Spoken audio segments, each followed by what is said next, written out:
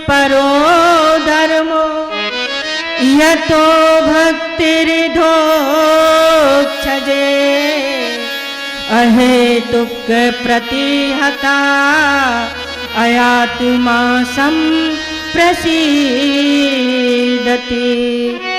बोलिए भागवत भगवान की, बांके बिहारी लाल की जय।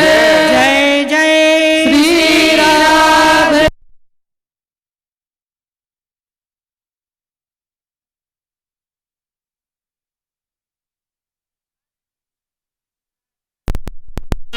जो बड़ा सुंदर जवाब दे रहे हैं शौनकादिक ऋषियों को।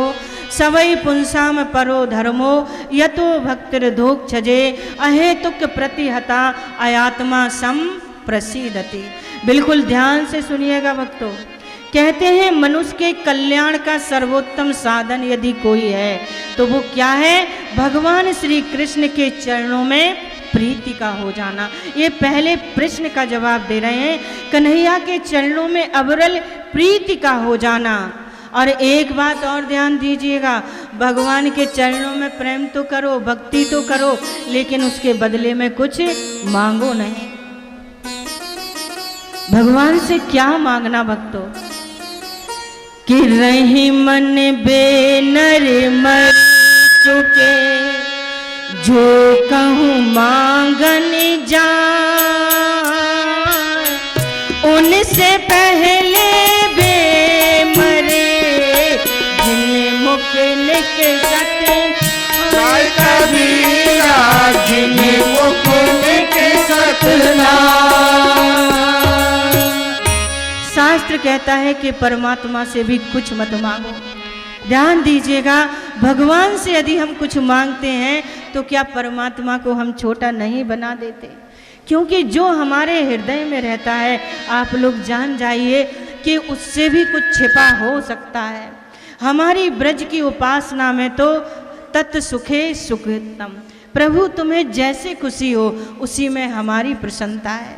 मेरे नरक में जाने से आप प्रसन्न हैं तो वही नरक हमारे लिए स्वर्ग के समान है। और स्वर्ग में जाने से आप प्रसन्न नहीं हैं तो स्वर्ग लेकर के मैं क्या करूँगा? और ब्रज के उपासक क्या कहते हैं? मेरे रोने से तुमको जो आए हंसी, क्या मेरे रोने से तुमको जो आए हंसी तो रो रो के तुमको हंसाया करूं। ऐसी है ब्रज की भक्ति भक्तों। ध्यान दीजिए, भक्ति भी दो प्रकार की होती है। एक होती है सकाम भक्ति और एक होती है निष्काम भक्ति। हमने ₹1.25 का प्रसाद चढ़ाया भगवान को और बदले में 1.25 करोड़ मांग लिए। ये क्या है? सकाम भक्ति। मैंने आपको 40 रुपए दे करके 1 किलो चीनी ले ली, तो बताइए भक्तों हमारा और आपका प्रेम कहाँ रहा?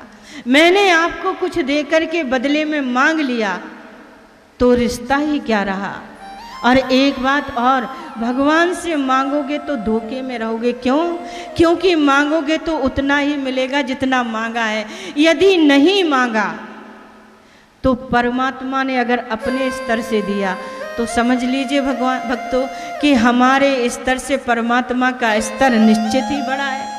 उसने अपने स्तर से दिया तो आप संभाल नहीं पाओगे। परमात्मा कहता है योग चाहे तो योग दे डालूं, भोग चाहे तो भोग दे डालूं। परमात्मा कहते कोई मुझसे योग मांगे तो देता हूँ और सोचता हूँ चलो चलो पीछा तो छूटा। कोई भोग वैभव पदार्थ मांगे तो देता हूँ, सोचता हूँ चलो चलो पीछा तो छूटा। लेकिन जो कभी कुछ नहीं मांगता और निरंतर परमात्मा की भक्ति करता है तो परमात्मा क्या कहते हैं कि उसको तो मैं अपने आप को दे देता हूँ। तो भक्तों परमात्मा अपने आप को दे दे तो बचा ही क्या है? तो परमात्मा के चरणों में भक्तों निष्काम भक्ति, निष्काम प्रीति, इससे बढ़कर श्रेष्ठ कुछ हो ही नहीं सकता।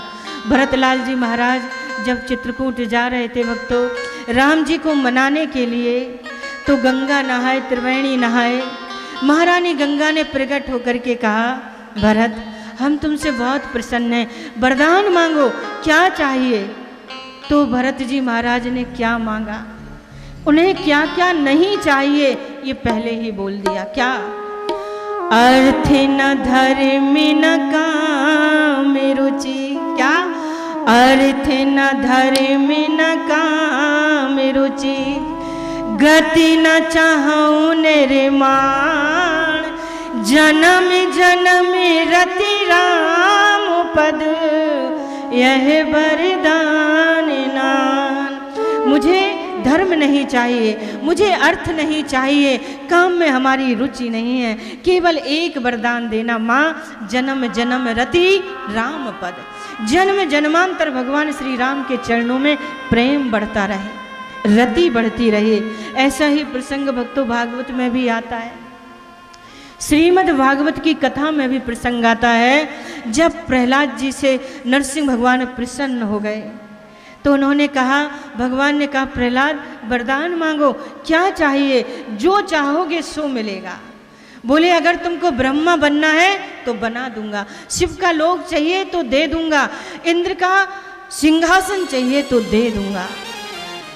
लेकिन प्रहलाद जी महाराज ने क्या कहा, आप मुझे लोभ मत दिखाइए, जीव लोग में फंस जाता है और अपना पीछा छुड़ाने का तुम्हारा अच्छा तरीका है।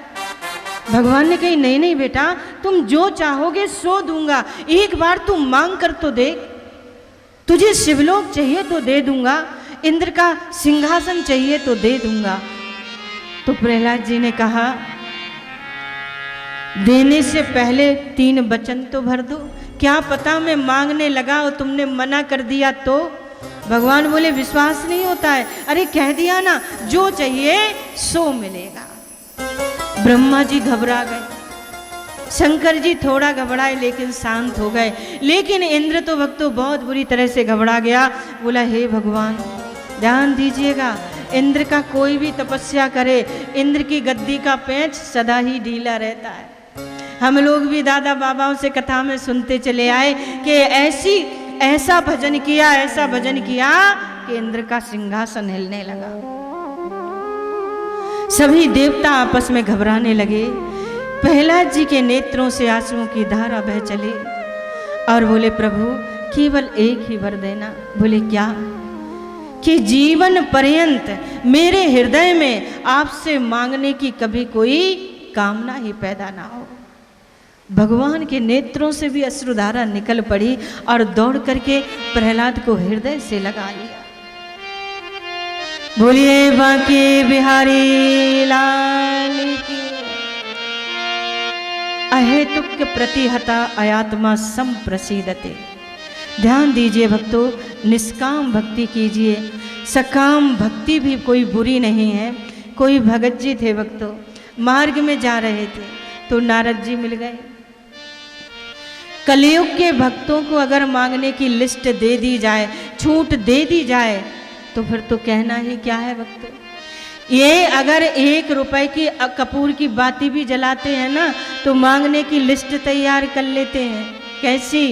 सुख के संपत्ति घरे आवे, कष्ट मिटे तन का, ओम जय जगदीश हरे। भगवान मुझे सुख भी दे दो, संपत्ति भी दे दो और इस शरीर की थोड़ी थोड़ी तकलीफ भी दूर कर दो। भगवान कहते भाई किस खुशी में कर दें? बोले साहब अभी हमने आरती गाई है ना, इसके बदले में आप सब कुछ कर दो। और लास्ट की सफाई देखिए, तेरा तुझे को अर्पण क्या लागे मेरा प्रभु, क्या लागे मेरा, ओम जय जगदीश हरे। भगवान तिजोरी से हाथ भी मत लगाना, तिजोरी की तरफ देखना भी नहीं, है सब कुछ आपका ही। तो भगत रास्ते में जा रहा था, नारद जी मिल गए। तो नारद जी से पूछने लगा बाबा ये ब्रह्मा विष्णु महेश जो हैं, इन तीनों में शीघ्र प्रसन्न कौन हो जाता है, जल्दी खुश कौन हो जाता है? नारद जी ने कहा वो क्या है ना, ब्रह्मा जी जल्दी खुश हो जाते हैं कलयुग में। वो क्या है ना, ब्रह्मा के ज्यादा मंदिर अंदर तो है नहीं, एक ही मंदिर है पुष्कर में। जरा सी किसी ने तपस्या की नहीं कि ब्रह्मा जी प्रसन्न हुए नहीं। बोले ब्रह्मा जल्दी खुश हो जाते हैं। तो ये बड़ा चतुर भक्त सीधा पुष्कर में गया और ब्रह्मदेव के मंदिर के सामने जाकर के खड़ा हो गया। दोनों हाथ ऊपर कर लिए और मंत्र का जाप करने लगा। ओम ब्रह्मणे नमः, ओम ब्रह्मणे नमः। 3 महीने तक भक्तों इसने खड़े होकर के भगवान का भजन किया। ब्रह्मा जी प्रसन्न हो गए, बोले भगत जी वरदान मांगो, क्या चाहिए? भगत ने कहा प्रभु आपके दर्शन हो गए, अब क्या मांगूं? बोले अच्छा, तो तुम यही सोचते होंगे कि जो देते हैं शंकर देते हैं, विष्णु देते हैं। अरे हम भी ब्रह्मा हैं, चलो वरदान मांगो, क्या चाहिए? बोले सुनो, तुमने 3 महीने भजन किया है ना, तो 1 महीने भजन के बदले 1 वरदान, तुम 3 वरदान मांग लो। अब ध्यान दो भक्तों, कोई भी भगवान कलयुग के भक्तों से 3-3 वरदान मांगने के लिए कहे। भगत जी बोले प्रभु आप बहुत ज़्यादा आग्रह कर रहे हैं तो मांग ले। बोले हाँ मांगिए ना, क्या चाहिए? बोला पहला वरदान ये दे दो कि मेरा मकान बन जाए, और दूसरा वरदान ये दे दो मेरी शादी हो जाए। ब्रह्मा जी बोले और तीसरा? बोले तीसरा वरदान फिर वही दे दो, 3 वरदान फिर मांग लो। ब्रह्मा जी बोले हे भगवान ऐसी बुद्धि तो किसी देवता में भी नहीं है। इस ढंग से मांगा भक्तों कि ब्रह्मा जी मना नहीं कर सके, चले गए। 15 दिन में भक्तों मकान बन गया, 1 महीने के अंदर शादी हो गई। बड़ा सुंदर भक्तों बंगला बना था। दोपहरी में लेट करके विश्राम कर रहा था, बड़े ही जोर की सोच रहा था कि देखो 3 महीने भजन करना पड़ा सो करना पड़ा, लेकिन सुविधाएं बड़ी हो गई। विश्राम कर ही रहा था कि बड़ी जोर की तड़तड़ करके बारिश आई और भगत जी के मकान का डिस्टेम्बर बह गया। बोले हे ब्रह्मा जी, भैया देवता लोग वचन के बड़े पक्के होते हैं। बोले क्या है? बोले पहला वरदान ये दे दो कि बारिश बंद हो जाए, और दूसरा वरदान ये दे दो मेरे मकान पर कभी दोबारा बारिश ना हो। अब ब्रह्मा जी बोले तीसरा? बोले अरे साहब तीसरा वरदान फिर वही दे दो, जब चाहूं 3 वरदान फिर मांग लूं। ब्रह्मा बोले बड़ा विचित्र भक्त है, बेचारे वरदान दे करके चले। अब वर्षा ज्यादा हो गई थी भक्तों, तो खांसी जुखाम भी हो गया। अब क्या जरूरत है डॉक्टर की, ब्रह्मा जी हैं तो सही, और बिना किसी कारण के थोड़ी नहीं। क्या तपस्या नहीं की 3 महीने? एहसान भी भक्तों पूरा जता रहा है। जैसे ही ब्रह्मा जी ब्रह्मलोक में पहुंचे, बैठ भी नहीं पाए और कहने लगा हे ब्रह्मा जी। ब्रह्मा जी हाजिर। बोले क्या है? बोले पहला वरदान ये दे दो खांसी जुखाम खत्म हो जाए, और दूसरा वरदान ये दे दो मेरे शरीर में कभी कोई तकलीफ ना हो। अब तीसरे वरदान के लिए तो ब्रह्मा जी के मुंह से शब्द ही नहीं निकल रहा, बड़े डरते हुए बोले और तीसरा? अरे महाराज तीसरा फिर वही वरदान दे दो, जब चाहूं 3 वरदान फिर मांगो। अब तो नाक पर भी मक्खी बैठे तो आओ ब्रह्मा जी, नाक में दम कर दिया। दिन में भक्तों 5 बार बुलाता। ब्रह्मा जी रोते रोते नारायण के पास गए। बोले क्या हुआ? बोले देखो ना भगवान, एक बार 3 मांग करके पीछा भी नहीं छोड़ता, आगे का रिजर्वेशन करा लेता है, और ऐसे ढंग से मांगता कि मैं मना भी नहीं कर पाता। भगवान बोले ब्रह्मा जी इन कलयुग के भक्तों को थोड़ा ठोक पीट करके देख लिया करो। ये सड़ाया अमरूद भी चढ़ाएं, फल भी चढ़ाएं, तो समझ लेना बदले में 1.25 करोड़ मांगेंगे। बोले भगवान आगे से मैं ध्यान रखूंगा, लेकिन अभी तो मेरा पीछा छुड़ाओ। बगल में बैठी थी सरस्वती माता। सरस्वती माता को प्रभु ने इशारा कर दिया और सरस्वती माता जाकर के भक्त की जीभ पर बैठ गई। उसने जैसे ही कहा हे ब्रह्मा जी, ब्रह्मा जी आए। बोले क्या है? क्योंकि भगवान का भक्त तो बल मिल चुका था, नारायण की कृपा प्राप्त हो चुकी थी। बोले क्या है? बोले पहला वरदान ये दे दो कि मुझे वैराग्य हो जाए, और बोले दूसरा वरदान, बोले दूसरा वरदान ये दे दो कि कृष्ण के चरणों में हमारी प्रीत हो जाए। और तीसरे के लिए ब्रह्मा जी थोड़े हड़बड़ाए, लेकिन शांत होकर के और बोले तीसरा वरदान ये दे दो कि संसार से मेरी मुक्ति हो जाए। ब्रह्मा जी बोले तेरो राम भलो करे भैया, तू मुक्ति ले चाहे भक्ति ले, लेकिन मेरा पीछा छोड़। इसको बोलते हैं भक्तों सकाम भक्ति। नहीं करने से ऐसी भक्ति बुरी नहीं मानी गई है, क्योंकि हमारे अंदर मांगने का भाव है, सकाम भाव है, लेकिन वो स्वयं तो निष्कामी है। अगर हम निष्कामी के प्रति सकाम भाव भी रखते हैं तो एक दिन हमारी सकामता निष्कामता में परिणत जरूर हो जाएगी भक्तों। वासुदेवो भगवती भक्ति योगा प्रयोजिता जनत्यासु वैराग्यम ज्ञानम चा यदुहेतुकम। वासुदेव भगवान क्या है? हम सबके पति हैं। और भक्ति माता क्या है? पत्नी है। तो ध्यान दीजिए, परमात्मा रूपी पति को हम भक्ति रूपी पत्नी प्रदान करेंगे तो हमारे दो बेटा होंगे, एक ज्ञान होगा, दूसरा वैराग होगा। कहते दोनों का प्राकट्य हमारे हृदय में हो जाएगा। तस्मा देकेन मनसा भगवान सात्वताम पतिहा श्रोतव्य कीर्तव्यस्य च ध्येया पूज्यस्य नित्यता। क्योंकि भगवान ही सुनने वाले हैं, वही सुनने लायक हैं। उन्हीं की वाणी से कथा सुनिए, चिंतन मनन सब कुछ भक्तों, कीर्तन सब कुछ परमात्मा का करिए। बोलिए बांके बिहारी लाल। दूसरी बात, आप लोगों ने प्रश्न किया है कि मंदिर में जाते हैं तो अनेक देव प्रतिमाएं होती हैं, मन भ्रमित हो जाता है, किसको पूजें किसको छोड़ें। तो सूत जी महाराज कहते हैं ध्यान दीजिएगा, अपमान किसी भी देवता का नहीं करना है और निष्ठा सदैव अपने इष्ट में ही रखनी है। तीसरी बात आप लोगों ने कहा है कि अनामी का नाम कैसा और अजन्मा का जन्म कैसा।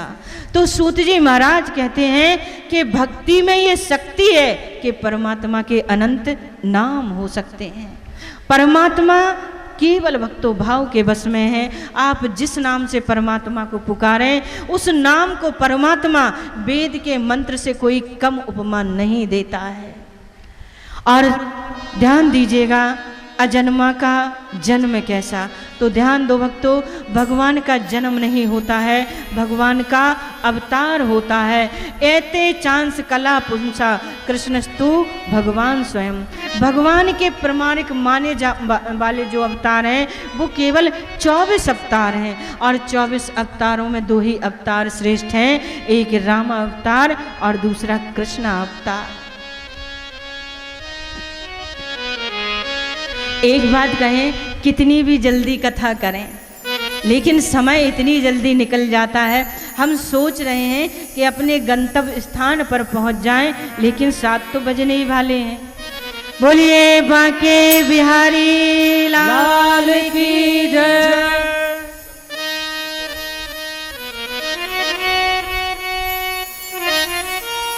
आप लोगों को आलस तो नहीं आ रहा है तो एक भजन हो जाए अगर आप चाहो तो।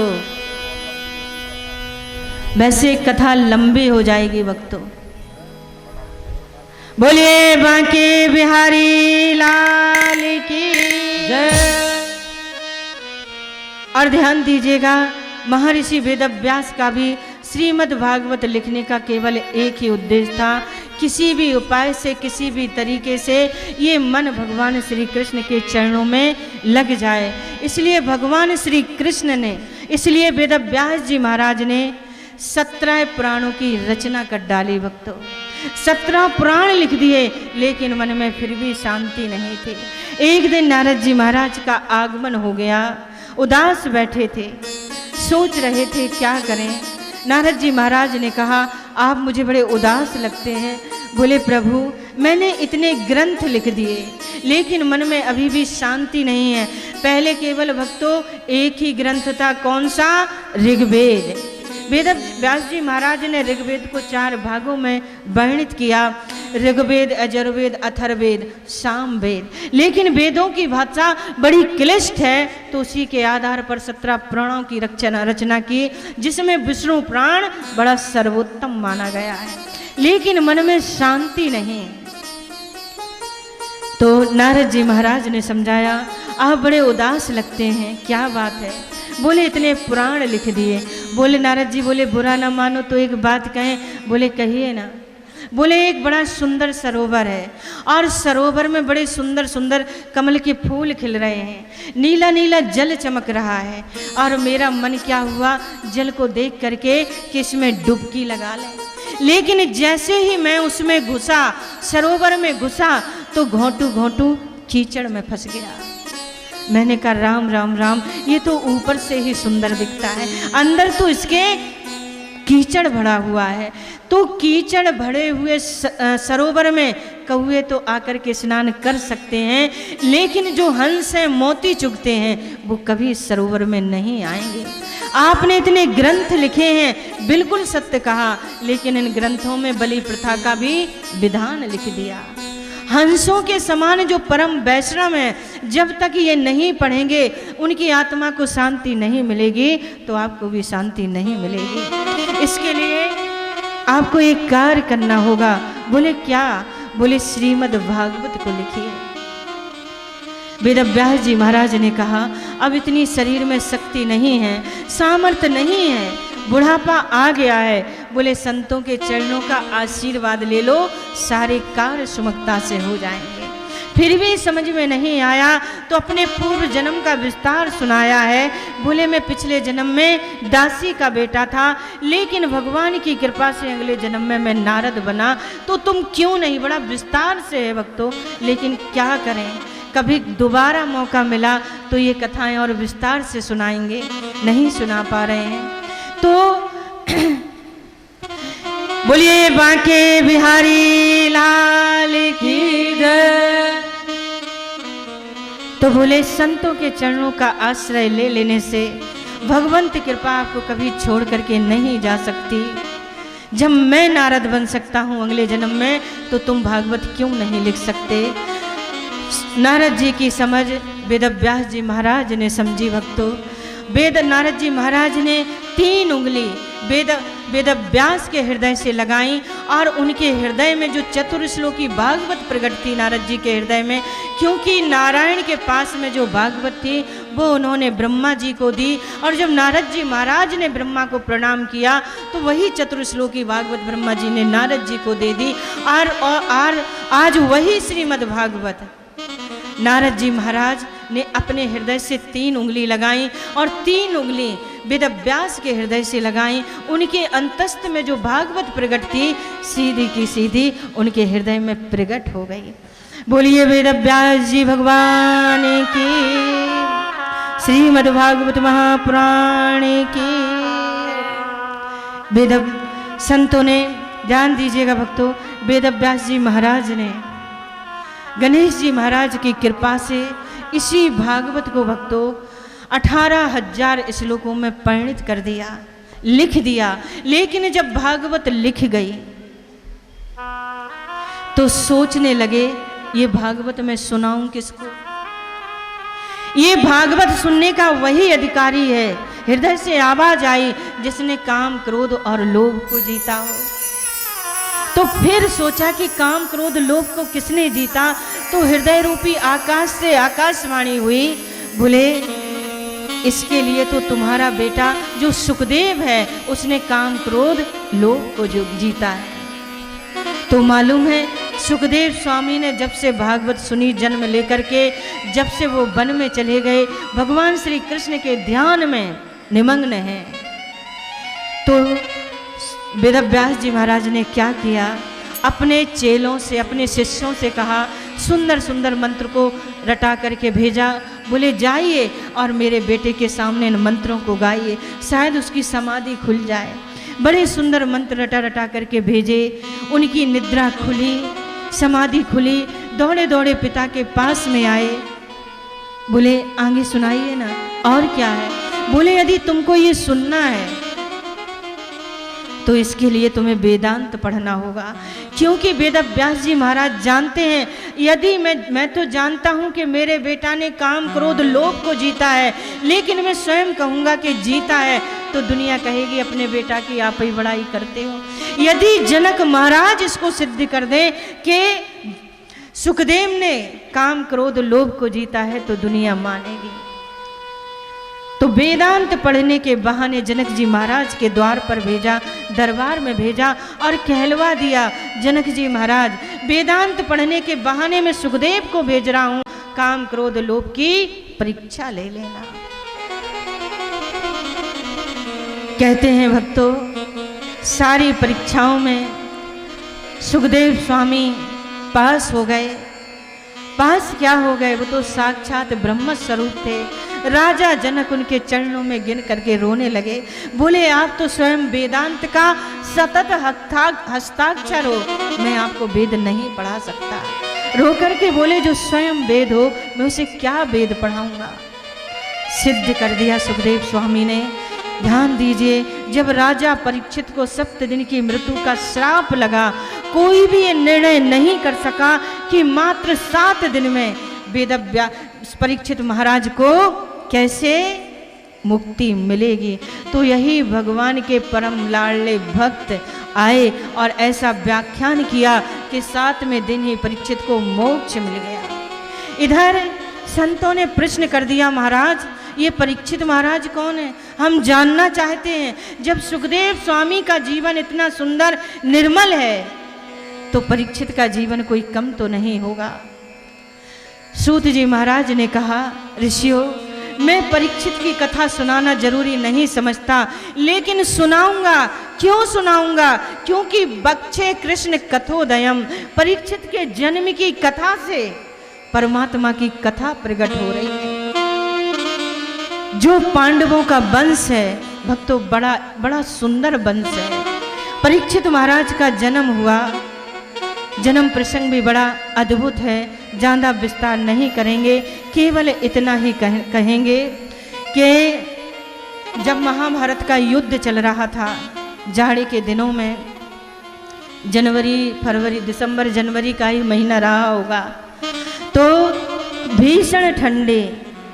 यहाँ पर एक बात और आती है कि जिसने भी अधर्म का संग दिया, साथ दिया, खुली किताब की तरह महाभारत के युद्ध में दंडित किया गया।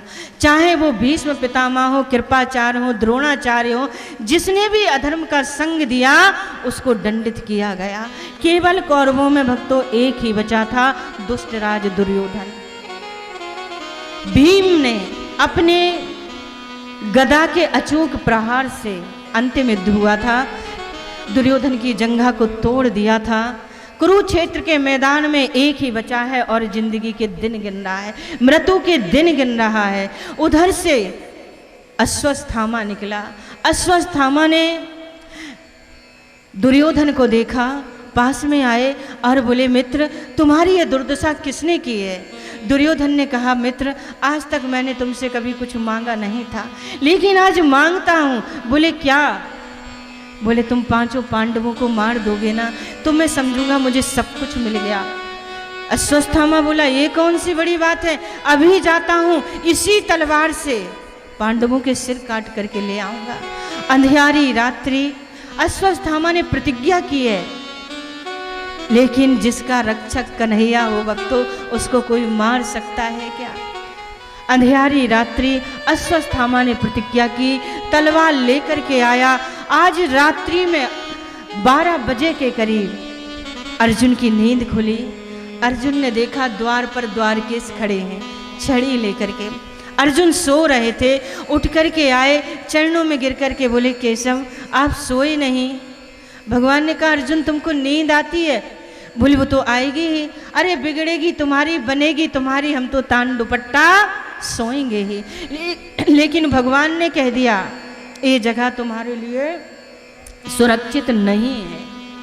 तो 5 पांडवों को उठा करके भगवान उनको अन्य जगह पर ले गए। लेकिन भक्तों, द्रौपदी के पराक्रमी वीर बेटा जो 5 थे वो वहीं सोते रह गए। अश्वत्थामा आया, अंधियारी रात्रि थी, 5 को पांडव समझा और उनके सिरों को काटा, सोते हुए बालकों के सिरों को काटा, थैले में भर लिया और दौड़ा दौड़ा अर्जुन के पास, दुर्योधन के पास में आ गया। जैसे ही दुर्योधन के पास में पहुंचा, बोले मित्र तुम्हारा काम हो गया। बोले दिखाओ। जैसे ही प्रकाश में जा करके देखा भक्तों, बोले अरे दुष्ट, तूने तो मेरे कुल का नाश ही कर दिया। मैंने तुझसे कहा था कि पांडवों के सिर काट करके लाना है, तू तो द्रौपदी के 5 पुत्रों के सिर काट करके ले आया। अब हमारे कुल में कोई नहीं बचा।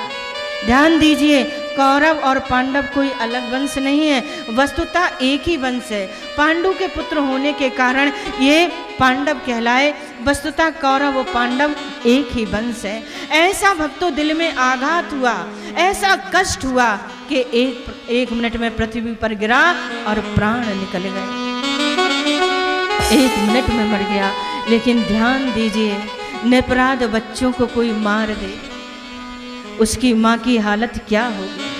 महारानी द्रौपदी ने देखा कि मेरे बच्चों को किसी ने मार दिया है, रुदन कर रही हैं। माता माता शिशूनां निधिनं सुतानां निशं घोरं परितापमाना तदरुदाभास कलाकुलांची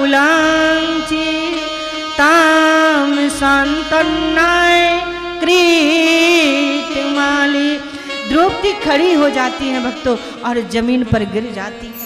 हजारों लोगों ने समझाया, बेटा जिसका जन्म हुआ है उसका मरण निश्चित है। संयोगस वियोगांता जीवितम मरणावधि, ये नियम है संसार का। जिसने जन्म लिया मृत्यु निश्चित है, कारण कोई भी बन जाए। लेकिन जब द्रौपदी को रुदन करते हुए देखा, अर्जुन ने गांडीव उठा लिया और रोती हुई द्रौपदी से कहा, देवी तुम्हारे मरे हुए बच्चों को मैं वापस नहीं ला सकता, लेकिन मैं अश्वत्थामा को नहीं छोड़ूंगा। तुरंत रथ में बैठे और रथ में बैठ करके भक्तों जैसे ही चले, आगे आगे अश्वत्थामा और पीछे से अर्जुन दौड़ते चले जा रहे हैं। लेकिन अश्वत्थामा ने सोचा कि आज तो मुझे अर्जुन मार ही देगा, तो अपने बचने के लिए उसने ब्रह्मास्त्र चला दिया। जैसे ही ब्रह्मास्त्र आया, अर्जुन चरणों में गिर गए। कृष्ण कृष्ण महाभाव भक्ता नाम भयंकरा, तुम्हें को दैमानन मपरिगोशी संस्कृते। गोपाल हमारी रक्षा करिए, ये ब्रह्मास्त्र मुझे जला करके राख कर देगा। भगवान ने मुस्कुरा करके कहा, अर्जुन मैंने तुझे गीता सुनाई, गीता का उपदेश किया, मैंने तेरे से केवल एक ही बात की। क्या कहा?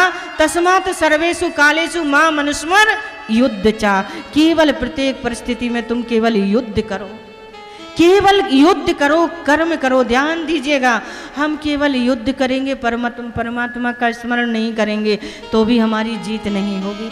और केवल परमात्मा का स्मरण ही करते रहे और एक जगह बैठे रहे, कर्म नहीं किया तो वो भी सफल नहीं होता। तो कह दिया, जैसे जंगल में कांटा लग जाए तो कांटे से कांटे को निकालते हैं, है ना, ऐसे ही एक ब्रह्मास्त्र को शांत करने का तरीका दूसरा ब्रह्मास्त्र है। अर्जुन ने दूसरा ब्रह्मास्त्र चलाया, दोनों ब्रह्मास्त्र आपस में टकरा करके शांत हो गए। तुरंत अर्जुन ने दौड़ करके अश्वत्थामा को पकड़ लिया और द्रौपदी के पास में ला करके पटक दिया। बोले देवी इसको मृत्युदंड मिलेगा, ये पक्की बात है, लेकिन मैं तुम्हारे मुंह से सुनना चाहता हूं, मैं इसको कैसे मारूं? तुम कहो तो जल में डुबो करके मारूं, तुम कहो तो शेर का भोजन बना करके मारूं, एक बार तुम्हारे मुख से सुनना चाहता हूं। तो मालूम है द्रौपदी के हृदय में करुणा आ गई। जिन्होंने भगवान का संग किया हो, आप सभी तो जानते हैं कृष्ण का और द्रौपदी का बड़ा सुंदर रिश्ता है। वो उनसे सखी कहते हैं और वो उनसे सखा कहती हैं। तो कपटी भाव कैसे आ सकता है? बोले मत मारिए, छोड़ दीजिए। एक ब्राह्मण को मार करके ब्रह्म हत्या क्यों मोल लेना चाहते हो? उवाच चांस हंतस्य बंदना नयनम सती मुच्यता में से ब्राह्मणो नितिराम गुरु। कहते हैं ब्राह्मण तो तुम्हारे गुरु रहे हैं, परम पूजनीय रहे हैं। लेकिन भक्तों, अर्जुन बड़े असमंजस में पड़ गए, क्या करें। इधर द्रौपदी मना करती हैं, इधर युधिष्ठिर जी से पूछा, भाई जी जरा आप ही बताइए क्या करें। बोले भैया देख लो धर्म ग्रंथों में, कहीं कुछ गड़बड़ ना हो जाए। अर्जुन से पूछा, भीम से पूछा, बोले सुनो अगर तुमने छोड़ दिया तो मैं तो इसको जिंदा नहीं छोड़ूंगा। नकुल सहदेव से पूछा क्या करें इसका, बोले जो मजले भैया कह रहे हैं वही करें। भगवान भी पास में खड़े हैं और सोच रहे हैं कोई हमसे पूछेगा तो अपन भी बता देंगे।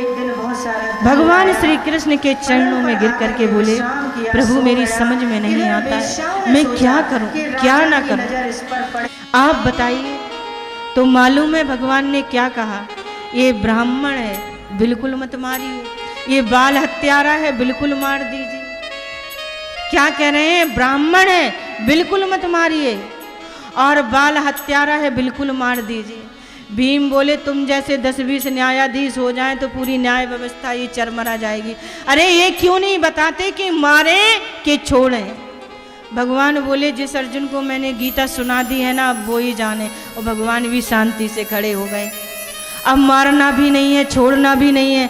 अर्जुन सोच रहे हैं क्या करें। तो मालूम है क्या किया अर्जुन ने, अर्जुन ने तलवार से, अपनी तलवार से अश्वत्थामा के आधे सिर के बाल मोड़ दिए, आधी मूछ मोड़ दी और मणिम जहार मूर्धन्यम, मतलब मस्तिष्क में जो मणि थी उसको निकाल लिया और धक्के दे करके वहां से भगा दिया। अधम ब्राह्मण का इससे बड़ा दंड कोई हो ही नहीं सकता। ध्यान दीजिए, जिसकी समाज में सामाजिक प्रतिष्ठा हो, मान सम्मान हो, यदि उसका सामाजिक बहिष्कार कर दिया जाए उस व्यक्ति का, तो मृत्युदंड से भक्तों कम नहीं माना जाता है। इधर जैसे ही अश्वत्थामा को भगा दिया, रास्ते में सोचता जा रहा है कि आज अर्जुन ने मेरा अपमान किया है, मैं इसके वंश को निर्वंश कर दूंगा। फिर सोचने लगा इनका वंश तो निर्वंश हो ही गया है, अब बचा ही कौन है। अरे सभी बेटा मारे गए और अभिमन्यु मारा गया, अब बचा ही कौन है। बोलिए बांके बिहारी लाल की जय। पांचों द्रौपदी के बेटा मारे गए, लेकिन सोच ही रहा था भक्तों कि उसके दिमाग में आ गया क्या कि अभिमन्यु की मृत्यु के समय मैंने सुना था कि अभिमन्यु की पत्नी उत्तरा गर्भवती है और इस समय उत्तरा का गर्भ 9वां महीना पूर्ण कर रहा है। तो बैठे बैठे भक्तों उसने गर्भस्थ शिशु के विनाश के लिए ब्रह्मास्त्र चला दिया। पाहि पाहि महायोगिन देव देव जगतपते नान्यम तद भयम पश्ये यत्र मृत्यु परस्परम। जैसे ही वो ब्रह्मास्त्र उत्तरा की ओर आया, दौड़ी दौड़ी उत्तरा भगवान के पास में आई और हाथ जोड़ करके प्रार्थना करने लगी, कामम देतु माम नाथ मामे गर्भो निपात। ये ब्रह्मास्त्र मुझे जला करके राख कर दे, इसकी कोई चिंता नहीं है प्रभु, लेकिन मेरे गर्भस्थ शिशु की रक्षा कीजिए। परमात्मा ने सोचा देखो तो सही कितना निकृष्ट कर्म है अश्वत्थामा का। अरे गर्भ के बच्चे ने क्या बिगाड़ा था उसको भी मानना चाहता है। तो भगवान ने उत्तरा से कहा बेटा मैं तुम्हारी रक्षा करूंगा, लेकिन तुम्हारे अंदर 1 मिनट के लिए मातृ भाव आना चाहिए। जैसे ही भक्तों अब उत्तरा के अंदर मातृ भाव जगा, भगवान ने सूक्ष्म रूप लिया और गर्भ के अंदर प्रवेश कर गए और अपनी गदा को सुदर्शन चक्र की भांति घुमाया। तुरंत उधर जाकर के 4 भुजाएं धारण कर ली और सुदर्शन चक्र की तरह गदा को घुमाया और गर्भस्थ शिशु की रक्षा कर दी। तो सूत जी महाराज कहते हैं गर्भ में जाकर के जिस बालक को बचाया है वही परीक्षित महाराज हैं। बोलिए परीक्षित महाराज की। सूत जी महाराज कहते हैं गर्भ में जाकर के भगवान ने बचा लिया, इसमें आश्चर्य क्या है? कोई आश्चर्य नहीं। अरे भगवान किसी को बचा ले, इसमें आश्चर्य क्या? भगवान ने 4 भुजाएं धारण कर ली, ये भी आश्चर्य नहीं। भगवान सूक्ष्म रूप से अंदर जाकर के प्रवेश कर गए और एक रूप से बाहर खड़े हैं, इसमें भी कोई आश्चर्य नहीं। तो बोले फिर इसमें आश्चर्य वाली बात है क्या? बोले आश्चर्य तो वो है कि गर्भ में रहने वाला बालक कितना सद्भाग्यवान है कि अभी तो जन्म लिया नहीं, भगवान के दर्शन पहले कर लिए। संसार में आने से पहले परमात्मा का जिसने दर्शन कर लिया, ऐसे सद्भाग्यवान परीक्षित महाराज जी हैं। बोलिए बांके बिहारी लाल की। ध्यान दीजिए, कुंती माता सब कुछ समझ रही हैं, जान रही हैं भक्तों कि आज गर्भ में प्रवेश करके कृष्ण ने हमारे वंश को बचाया है, हमारे पौत्र को बचाया है। जीव कितना भी चतुर क्यों ना हो, लेकिन भगवान के सामने उसकी चालाकी नहीं चलती। ऐसे ही भगवान कितने भी बड़े भगवान क्यों ना हो, लेकिन भक्तों के आगे नाटक नहीं चलता, सब देख लेते हैं भक्त। आज कुंती माता बड़ी सुंदर स्तुति कर रही हैं। नमस्ते पुरुषं त्वाद मीशुरं प्रकृते परम अलक्षम सर्वभूतानां मंतु बहिर्वस्ततम। बड़ी सुंदर भक्तों स्तुति की है कुंती माता ने। अब स्तुति का हम विस्तार नहीं करेंगे भक्तों, हमें मात्र 7:30 बजे तक ही कथा करने का आदेश है। इसलिए 7:30 बजे के बाद में आज व्यास गद्दी पर सुखदेव जी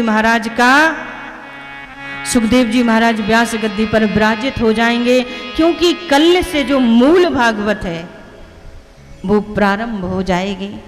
बोलिए बांके बिहारी लाल की। भगवान श्री कृष्ण ने आज निश्चय कर लिया। आप सभी जानते हैं कि भीष्म पितामह 12 भागवतों में उनका नाम आता है। 52 दिन से बाणों की सैया पर पड़े हुए हैं। भगवान कृष्ण ने सोचा कि जो उपदेश मैं कहना चाहता हूँ शायद पांडवों को हमारी बात समझ में ना आए, लेकिन भीष्म पितामह के द्वारा यदि मैंने उपदेश कराया तो इनकी समझ में सारी बात आ जाएगी, क्योंकि भीष्म पितामह के प्रति पांडवों की बड़ी श्रद्धा है। आज भगवान 5 पांडवों को लेकर के, द्रौपदी को, माता कुंती को लेकर के उनके पास में गए, भीष्म पितामह के पास में गए। जैसे ही दूर से आते हुए भीष्म ने भगवान कृष्ण को देखा। ध्यान दीजिए, हाथों में बाण छिदे हुए हैं, रोम रोम में बाण छिदे हुए हैं, तो हाथ जोड़ करके प्रणाम नहीं कर सकते, नेत्रों से आंसू झर रहे हैं। जैसे ही भगवान कृष्ण पांडवों के सहित पहुँचे, ऐसा भागवत में लिखा है कि सर रख करके प्रणाम किया है और बोले, पितामह आजकल भारत के सम्राट हैं पांडव लोग, सभी आए हैं, आपके जीवन का लंबा अनुभव है, हम चाहते हैं कि आप इनको उपदेश करें। पितामह ने रोते हुए कहा, आज हमारी मृत्यु को सम्मानने के लिए तुम्हारा आगमन हो गया है और हर तरह से सम्मान देना तो तुमको बहुत अच्छे से आता है।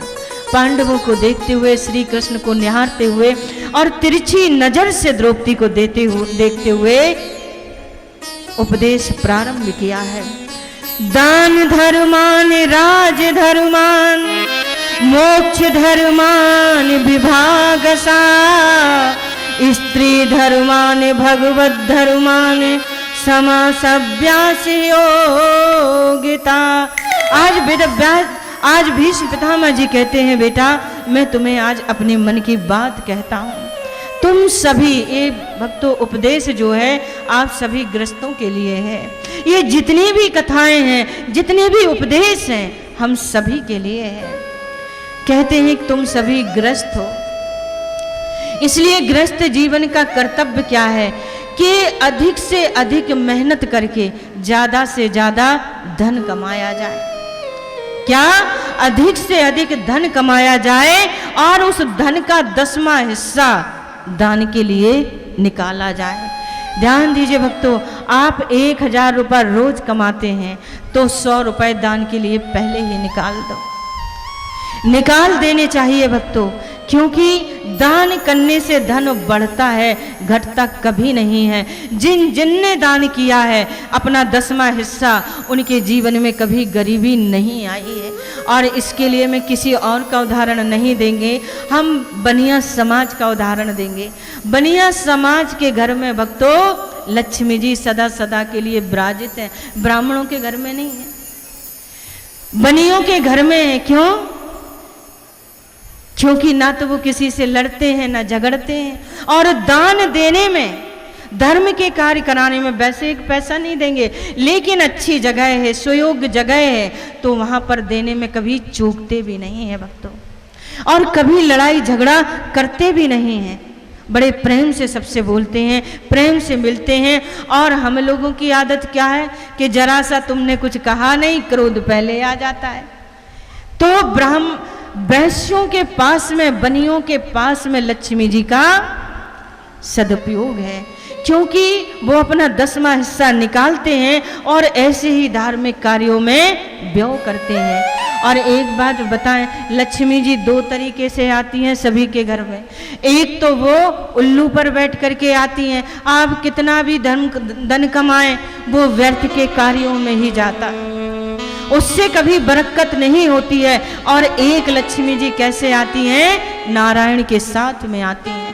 तो नारायण के साथ में जब लक्ष्मी जी आती हैं तो वहाँ पर ऐसे यज्ञ होते हैं, अनुष्ठान होते हैं और लोगों की मदद की जाती है, दान पुण्य किया जाता है, सेवाएं गरीब अनाथों की जाती हैं, ऐसे कार्य होते हैं भक्तों।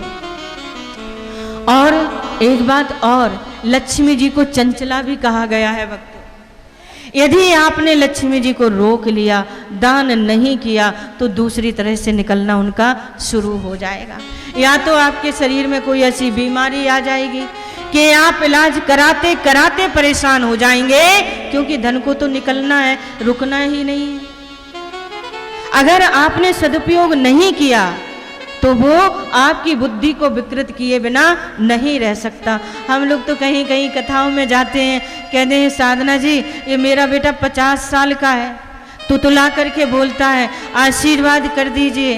कोई कहते हैं देवी जी हमारा ये बेटा है 30 साल का है और विचार 8 साल के बच्चे के हैं, आप सिर पे हाथ रख दो। तो हमारे सिर पे हाथ रखने से तो अच्छा नहीं होगा। सीधा सा संबंध है भक्तों, अगर हमारा धन अन्य जगह जा रहा है, बुरे कार्यों में जा रहा है, तो वहाँ पर धन की कभी बरकत तो है ही नहीं, लक्ष्मी जी कभी नहीं रुकेंगी। इसलिए ध्यान दीजिएगा, 10वां हिस्सा आपको दान के लिए निकालना ही है। जो अपने धन को बढ़ाना चाहते हैं वो 10वां हिस्सा जरूर निकालें। और दान करने से धन बढ़ता है, घटता कभी नहीं है। अगली बात भीष्म पितामह ने सुनाई, बेटा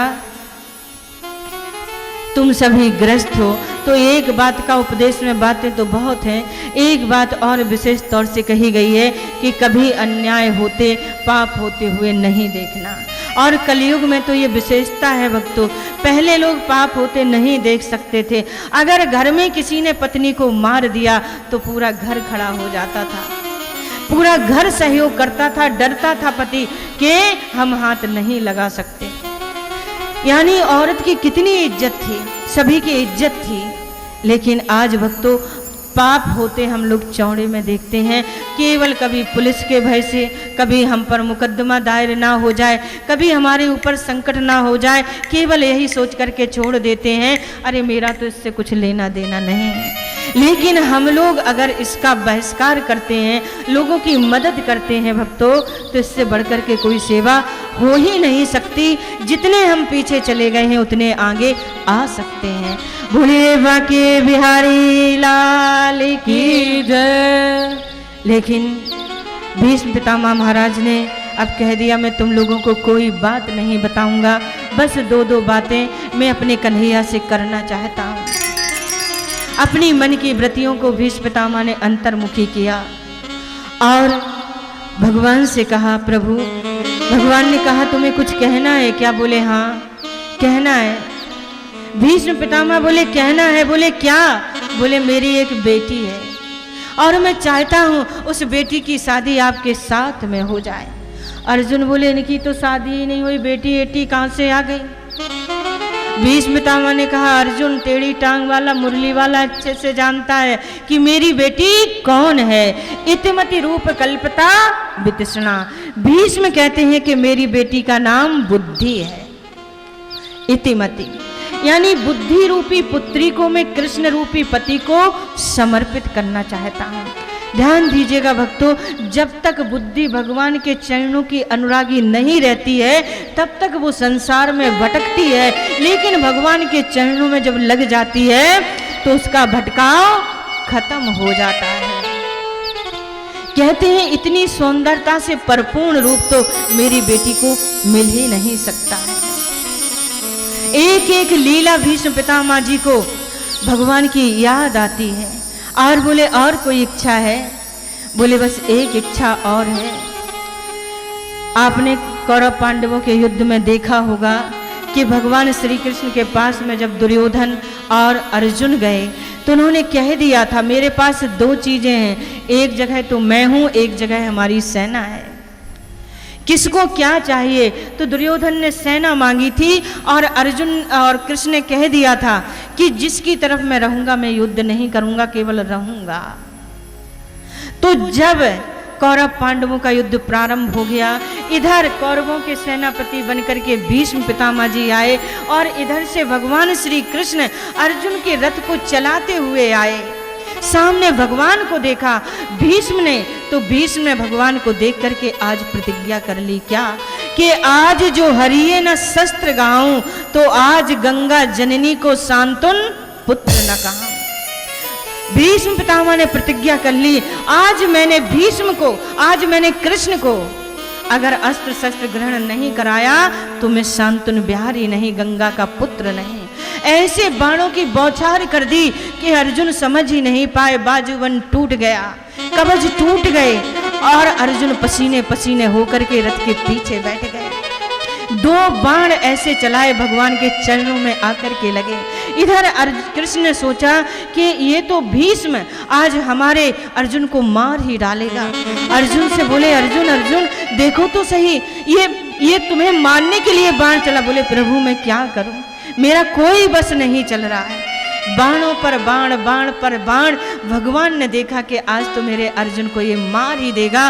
तुरंत रथ से कूदे और नीचे टूटा हुआ रथ का पहिया पड़ा था, चक्का पड़ा था, उसको उठाया और जैसे ही उठा करके मारने के लिए दौड़े तो भीष्म पितामह साष्टांग चरणों में लेट गए और बोले मार डालिए, 100 टुकड़े कर दीजिए, कोई परवाह नहीं, लेकिन आज तुमने हमारी प्रतिज्ञा, हमारा मान रखने के लिए अपनी प्रतिज्ञा तोड़ दी। बस मैं यही चाहता था आज वही झांकी जो आपके मारने दौड़ने वाली है आज हमारे हृदय में, हमारे अंतस्थ में अंतिम क्षणों में आकर के बैठ जाए। भगवान ने आशीर्वाद दिया। बोलिए बांके बिहारी लाल की जय। भीष्म पितामह ने अपना पंच भौतिक शरीर त्याग दिया। भक्तों पांडव लोग तो बहुत रोए, लेकिन उन्होंने कह दिया कि ऐसे मनस्वी असस्वी के लिए रोना नहीं चाहिए। भगवान अर्जुन को लेकर के अयोध्या गए, अर्जुन को लेकर के द्वारका गए, लेकिन कुछ दिन द्वारका में रहे तो द्वारका में एक अजीब घटनाक्रम हो गया। कहते हैं अर्जुन के देखते देखते पूरी द्वारका आपस में लड़ झगड़ करके मर गई। भगवान अपना धाम छोड़ करके, मृत्युलोक को, द्वारका को छोड़ करके अपने धाम को प्रस्थान कर गए। अर्जुन लुटे पिटे से हस्तिनापुर आए। युधिष्ठिर जी महाराज ने देखा कि अर्जुन के चेहरे का तेज कैसे नष्ट हो गया, चरणों में गिर करके बोले, हमारे जो सर्वस्व थे, कन्हैया थे, हम सबको छोड़ करके चले गए। रसोई में कुंती माता कुछ कार्य कर रही थी। जैसे ही उन्होंने सुना कि कृष्ण चले गए, 1 मिनट में उनके प्राण निकल गए। पांचों भाइयों ने संकल्प किया कि कृष्ण के वियोग में माँ भी चली गई, अब हम पांचों भाई नहीं रह सकते। सभी भाइयों ने संकल्प किया, द्रौपदी को साथ में लिया और राजा परीक्षित को, छोटे से थे परीक्षित को लिया और सिंहासन पर बिठा दिया। परीक्षित महाराज ने कहा, बाबा मैं तो बहुत छोटा हूँ। बोले, प्रजा बड़ी धर्मात्मा है, पूर्ण रूप से तुम्हारा सहयोग करेगी, अब हम नहीं रह सकते। स्वर्गारोहण कर रहे हैं। धीरे धीरे परीक्षित महाराज बड़े हुए, इनका विवाह हुआ।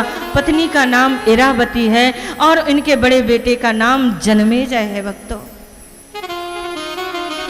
जब 45 वर्ष के हो गए तो परीक्षित महाराज ने सोच लिया, सत्संग में जाया करूंगा, सत्संग सुना करूंगा। जाने लगे। एक बार सैनिकों के साथ में घोड़े पर चढ़ करके सुदूर प्रांत में चले गए।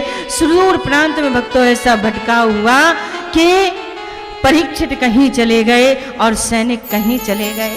एक बड़ा सुंदर निर्जन स्थान था, वहां पर एक पैर से बैल खड़ा था और सामने गौ माता खड़ी थी। गौ माता बैल को देख करके भक्तों रुदन करती हैं, रो रही थी। गाय ने कहा, हम आपको समझा देते हैं कि बैल कोई और नहीं है, साक्षात धर्म ही बैल है, और गौ माता कोई और नहीं, साक्षात पृथ्वी माता ही गौ माता है। पहले सतयुग में धर्म के 4 चरण थे और सतयुग के बाद में भक्तों जब द्वापर युग आया तो 3 चरण रह गए। त्रेता युग आया तो 3 चरण रह गए। द्वापर में धर्म के 2 चरण रह गए, लेकिन कलयुग में एक ही चरण बचा है, केवल सत्य। केवल सत्य पर यह कलयुग भक्तों टिका हुआ है। लेकिन कलयुग नहीं चाहता कि एक भी चरण